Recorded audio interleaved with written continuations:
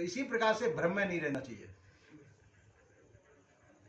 अपना रास्ता साफ करना चाहिए। है तो उसको देखो, जानकारी पक्की करो। अगर परमात्मा है तो परमात्मा की पूरी जानकारी करो, अच्छी तरह जानकारी करो, पूरे हाथ धोकर के पीछे पड़ जाओ उसके। जो कहने वाले कि है परमात्मा है तो उन्हीं को पकड़ो पहले, कि तुमने देखा है क्या? देखा है तो हमको भी बताओ। उनके पीछे पड़ के देख लो, है तो बताएंगे, और नहीं है तो फिर उसका पीछा छोड़ो तो अच्छी तरह से छोड़ो, बीच में क्यों फंसे हुए हो? तो इस भ्रम में फंसे रहते, इस भ्रम में हम भ्रम की स्थिति में किधर भी नहीं रहते, न इधर के होते न इधर के रहते। इसी प्रकार से हम निर्णायक स्थिति में नहीं पहुंच पाते। यही ब्रह्म भूत सकल जग खाया, जिन जिन पूजा तेज अनाया। ये ब्रह्म रूपी भूत है, ये लोगों में व्याप्त है, और हर व्यक्ति इसके चक्कर में पड़ा हुआ है। ये सही है कि गलत है, उसकी जानकारी न हो से हमारी भ्रमित स्थिति होती है, और इस भ्रम को काटना हर एक का काम नहीं है, क्योंकि बहुत समय से ये भ्रम हमारे हृदय में बैठा हुआ है। जैसे भूत प्रेतों का भ्रम है, भूत प्रेतों का भ्रम होते हुए कहीं होकर के मरघट के पास में होकर के निकलते हैं तो घर तक कहीं भूत ना आ जाए, तो हनुमान चालीसा जपने लग जाते हैं। क्या सुना है कि भूत पिशाच निकट नहीं आवे, महावीर जब नाम सुनावे, तो उसको जपने लग जाते हैं। सोचे कि अगर मतलब ठीक है हनुमान जी नहीं है तो कोई बात नहीं, पर हैं तो आएंगे हमारी सहायता के लिए। तो इसी प्रकार से हम जो है इस भ्रामक स्थिति में बहुत बुरी तरह से फंसे गए। सदगुरु श्री कबीर साहब ने इस भ्रम के ऊपर प्रहार किया, इस भ्रामक स्थिति को छोड़ो। जो चीज तुम्हारे परखने में नहीं आ रही, कभी जानने में नहीं आ रही, उसके वहम के अंदर आप बैठे हुए हैं, अपना समय बर्बाद क्यों कर रहे हैं? आप चौराहे पर खड़े हो जाए, 4 रास्ते जाते हैं, अब चौराहे पर रास्ते और निर्णायक स्थिति आपकी नहीं है तो किस रास्ते पर चलेंगे? 4 रास्ते छूटे चौराहे पर निर्णायक स्थिति अपनी है नहीं, हम किस रास्ते से जाएंगे? हम बीच में खड़े रह जाएंगे, चौराहे पे खड़े हुए, किधर भी नहीं जा पाएंगे। एक निर्णय करना पड़ेगा किस रास्ते पे जाना, उस रास्ते पे, चाहे वो भूल भटक का ही रास्ता हो, तो कम से कम कुछ तो आगे बढ़े, कुछ न कुछ तो आगे बढ़े। तो ऐसा नहीं कर पाते, वो सोचते हैं कि क्या करें, परमात्मा है कि नहीं है, देवता है कि नहीं है, भूत प्रेत है कि नहीं है, क्या करें किस, और हैं तो कई देवता हमारे सामने मौजूद हैं। हनुमान जी की पूजा करें कि राम जी की पूजा करें कि देवी की पूजा करें या किसी देव विशेष की पूजा करें, ये निर्णय करने वाला बड़ा मुश्किल है। देवता बड़ा कौन सा है, छोटा कौन सा है? छोटे देवता की पूजा करें तो बड़ा देवता नाराज हो जाएगा, है ना, और बड़े देवता की पूजा करें तो बड़ा देवता आएगा देर में, छोटा देवता पास में ही है, तो कम से कम वो रक्षा तो कर लेता है। इसलिए सभी देवताओं को स्मरण करना पड़ता है कि जो पास में होगा कम से कम वो हमारी रक्षा तो कर लेगा। ऐसी भ्रामक स्थिति में हिंदू समाज पड़ा हुआ है। मुसलमानों का तो एक अल्लाह है, उसके भरोसे है, चलो कोई बात नहीं, पर हिंदुओं के कई देवता है, इसलिए उसमें भ्रामक स्थिति पड़ जाती है। सदगुरु श्री कबीर साहब ने कहा कि क्यों भ्रामक स्थिति में पड़ते हो? अल्लाह राम जियो तेरी नाई, जिन पर मेहर हो तुम साईं। सदगुरु श्री कबीर साहब ने कहा अल्लाह और राम वो सब तुम्हारी तरह से ही इस संसार में जीवित रहा, जिन पर तुम मेहरबानी करते हो वो उसी की तुम पूजा करते हो। जिस देवता पे मेहरबानी तुम्हारी होती है उसकी पूजा करने लग जाते हो, उसका प्रचार प्रसार करते हो, उसकी कथा वार्ता करते हो, उसका भ्रम फैलता चले जाता है। देखा किसी ने नहीं, परमात्मा को आज तक किसी ने देखा नहीं, ईश्वर को किसी ने देखा नहीं, पर ढिढोरा कितना बज रहा है, काफी जोर तोड़ का बजा हुआ है। तो किसका ढिंढोरा पिटा हुआ? भ्रम का, जो कभी देखा ही नहीं, उस भ्रम का ढिंडोरा पिट रहा है, उस भ्रम की स्थिति में पूरा समाज जी रहा है।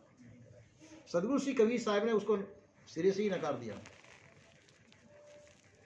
कहा कि इसको सिरे से ये है नहीं, खाली तुम्हारा भ्रम मात्र है और मानसिक भ्रम है। इस मानसिक भ्रम को त्याग दीजिए, आप स्वतंत्रता प्राप्त कीजिए। क्योंकि मानसिक बंधन और भौतिक बंधन दो प्रकार के बंधन होते हैं। भौतिक बंधन दिखता है तो इसलिए उससे छूटना जरा सरल होता है, और मानसिक बंधन हमारे मन के अंदर बैठा हुआ है। तो मानसिक बंधन कहते हैं, दृष्टांत देते हैं महात्मा लोग, कहते हैं कि एक ने बहुत सुंदर महल बनाया एक सेठ ने, और दीवारों में कांच मर दिया, दर्पण, शीश महल बनाया उसने। अब इसी प्रकार से भूल से एक कुत्ता उसके अंदर घुस गया। अब कुत्ता उसके अंदर घुस गया तो अब चारों ओर देखता तो उसको अपना स्वरूप दिखाई देता है। तो वो सोचा कि सब चारों से कुत्ते, तो वो भूखने लगा तो वो कुत्ते भी उसमें भूख भूख के आने लगे। तो उसने कहा कि सब कुत्ते मेरे को घेर के मार देंगे, तो वो भी भूखने लगा, रात भर भूखते भूखते भूखते वो तो उसमें मर गया। अब सवेरे कहते उस मालिक ने दरवाजा खोला कि अरे कुत्ता मर गया इसमें। तो उसने कहा कि इसमें कुकर भूत घुस गया है, और कुकर भूत नहीं डाला जाएगा तो ये जो हमारे पर हमला करेगा। तो दूसरे दिन दूसरा कुत्ता उसमें बंद किया गया, तो दूसरा कुत्ता भी मर करके निकला। क्योंकि भूख भूख उसको चारों ओर कुत्ते कुत्ते दिखाई दे रहे, शीश महल था, वो दर्पण लगा हुआ था, दिखाई दे, उसके चित्र दिखाई दे रहे थे। अब ये उसको मालूम नहीं कि मेरे ही चित्र दिखाई दे रहे हैं। तो भूख भूख कर सभी कुत्ते मर, तो ढूंढ ढूंढ कर रोज कुत्ते लाए जाते थे वहां पे। पूरे गांव के कुत्ते समाप्त हो गए, तो आसपास के गांवों के कुत्ते ला ला के। एक दिन एक बैरागी बाबा थे, उनके साथ में ये कुत्ता था, और जाकर के वहां पर रुके, कुएं पे स्नान किया। लोग आप बड़े खुश हुए, चलो एक कुत्ता आज के लिए तो मिल गया बैरागी बाबा के साथ में। उन्होंने कहा कि महाराज जी, आज आपके कुत्ते की आवश्यकता पड़ेगी हमें, कि क्या करोगे? इस महल के अंदर रखेंगे, इसमें कुकर भूत है, रोज एक कुत्ते को समाप्त करता है, आज आपके कुत्ते के नंबर है। तो बैरागी बाबा क्या करते थे, अपने तिलक लगाते थे, और तिलक लगा के उस कुत्ते के भी तिलक लगा देते थे।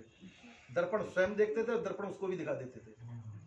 तो उस कुत्ते को अपने स्वरूप का ज्ञान था, और जो कुत्ते मारे गए वो कौन थे, उनको अपने स्वरूप का ज्ञान नहीं था। ये नहीं देखते थे या मेरा ही स्वरूप दिख रहा है ना। तो बैरागी बाबा रोज दर्शन कराते थे, स्वयं दर्पण देखते थे, तिलक लगाए तो उसको भी दर्शन कराते थे। तो उन बैरागी बाबा ने समझ लिया कि ये यही कारण है। तो और कुत्ते मर क्यों जाते हैं, उनको अपने स्वरूप का ज्ञान नहीं है। पर मेरे कुत्ते को स्वरूप का ज्ञान है, मेरा कुत्ता मरने वाला नहीं है। तो क्या ठीक है भाई, कर दो बंद, पर इसको खिलाने पिलाने के लिए अच्छी तरह से दे देना। क्योंकि हाँ महाराज, खिलाने पिलाने को देंगे, खूब खिला दिया पिला दिया, अंदर बंद कर दिया, आराम से कुत्ता सोया। सवेरे उस दरवाजे को खोला, कुत्ता निकल के बाहर आ गया, बाबा जी के पास आ गया। तो महाराज, आपका कुत्ता कैसे बच गया? और चारों ओर गांवों के कुत्ते खत्म हुए। हमारा कुत्ता सिद्ध कुत्ता है।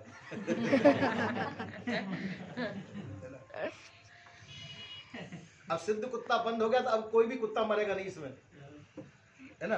पर इसमें देवता वेवता कोई नहीं है, भूत भूत कोई नहीं है। पर बाजे को उनको पहले दर्पण स्वयं दिखा दिया करना, यही इसका मंत्र है कि उस कुत्ते को जिसको बंद करें और ये दर्पण इसको दिखा दिया करना, और अब कुत्ता बंद करने की आवश्यकता भी नहीं पड़ेगी, इसमें कोई भूत भूत नहीं है। ये करके उन्होंने महात्मा जी ने भ्रम काटा। इसी प्रकार से भ्रम सबको अंदर लगा हुआ है। सब लोग अपने भ्रम के अंदर स्वयं दुखी हैं और दूसरे को भी भ्रमित करते हैं। तो यह भ्रम सत्संग के द्वारा निकलता है। हमने अपनी कल्पना के द्वारा कई प्रकार के देवता स्थापित कर लिए। पत्थर पीतल पर सिंदूर वगैरह पोत देते हैं, चौराहे पे गाड़ देते, कहीं भी कर देते, उसको नमस्कार प्रणाम करते रहते हैं। उस भ्रम के अंदर हम रहते हैं और उससे भयभीत भी रहते हैं। आशा करते हैं कि देवता हमारी रक्षा भी करेगा, ये आशा करते हैं। पर बाजे कि ये हमारा खाली भ्रम मात्र करता है। आपका प्रारब्ध है, मनुष्य है, मनुष्य का प्रारब्ध मनुष्य के साथ में है। सुख दुख जो अपने प्रारब्ध के वशीभूत होकर के होते हैं, सुख भी और दुख भी, इन सुख दुखों का फल भी आपका प्रारब्ध के अनुसार ही होता है। तो इसलिए जो है इससे भ्रमित नहीं होना चाहिए। आपके कर्म के विधाता आप स्वयं हैं। ये सब मान्यताएं जो भ्रामक मान्यताएं, इन भ्रामक मान्यताओं को छोड़ करके आपको निर्भय हो जाना चाहिए। ऐसा संत जन कहते हैं आपको निर्भय होना चाहिए, और ये सब भ्रम भूल धोखे की जो भावना है इनको त्याग देना चाहिए। पर ऐसा हम क्यों नहीं कर पाते कि वो भ्रम इतना लंबा बैठा हुआ है कि वो निकालने से निकल सके। निकसाए निकसे नहीं रही सो काहू घास, ये भ्रम निकालने से भी नहीं निकलता है। क्यों कि एक व्यक्ति कहेगा ये नहीं है, तो शास्त्र का प्रमाण देखेंगे कि देखो ये शास्त्र कहता है। तुलसीदास जी को भी प्रेत मिला था, भूत मिला था, फलाने को भूत मां मिला था, फलाने को भूत चौराहे पे मिल गया, फलाने को भूत मां मिल गया। और भूत नहीं मिला तो देवता मिल गए, किसी को भगवान ने दर्शन दिए, किसी को किसी ने दिए। आजकल किताबें भी ऐसी निकल गई है, उसमें देखा कि भगवान ने उनको दर्शन दिए, भगवान ने उनको दर्शन दिए, उनको पानी पिलाया, उनको रोटी खिलाई। ऐसी ऐसी किताब निकली हुई, उनको प्रमाण दे देते हैं, लोगों को विश्वास हो जाता है। पर न्याय विरुद्ध कोई भी बात हो, न्याय निर्णय से कोई भी बात विरुद्ध होती हो तो वो माननीय नहीं होती है। कोई भी बात माननीय जब होती है जब निर्णय से सिद्ध होती हो तो, पर ये निर्णय से सिद्ध होने वाली बात नहीं है। चेतन जीव सर्वोपरि है, आप स्वयं चेतन जीव है, ज्ञान स्वरूप है। आपके ऊपर कोई दूसरा चेतन जीव नहीं हो सकता है। जिस तरह से जितने जीव बैठे हो सभी चेतन जीव हैं, सभी स्वतंत्र हैं। हम अपने भ्रमवश स्वयं हैरान हैं। हम अपने भ्रम से भ्रमित होकर के हम स्वयं हैरान होते हैं और स्वयं ही उसके चक्कर में फंस करके दुखी सुखी होते हैं। यदि इस भ्रम को निकाल दिया जाए आप सुखी पूर्वक रह सकते हैं। भ्रम ही तुम्हारा देवता है, और वो भ्रम रूपी देवता आपने स्वयं बनाया है। पत्थर पीतल सोने चांदी के देवता भी आपके ही बनाए हुए हैं। उनके अंदर प्राण प्रतिष्ठा करने वाले भी आप ही हैं, भयभीत करने वाले भी आप ही हैं, उनकी रक्षा करने वाले भी आप ही हैं।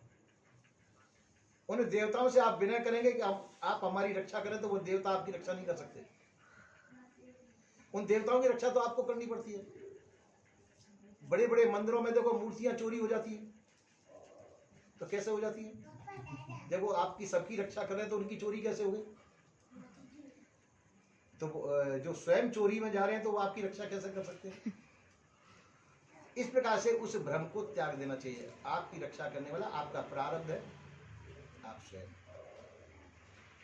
सभी प्रकार के भ्रम को निकाल करके आप निर्भ्रमिक होकर के आप संसार में रहिए। होनहार सो ही तन होई, ताय मान जिव खाए रोई। होनहार है वो होके रहेगा, अनहोनी कभी हो नहीं सकती है।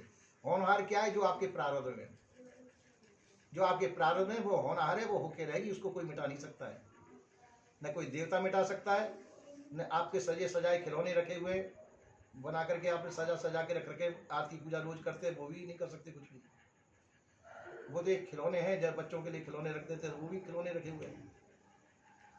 तो इसी प्रकार से उस भ्रम का त्याग कर देना चाहिए और निर्भ्रमिक होकर के अपनी चेतन ज्ञान स्वरूप में स्थित होना चाहिए, और सभी भ्रम भूल धोखे को जाके सभी बंधनों को त्याग करके, और जब आप अपनी स्थिति में ठहरे, स्वतंत्र स्वाधीन स्थिति है। अभी हम परतंत्र पराधीन होकर के जी रहे हैं।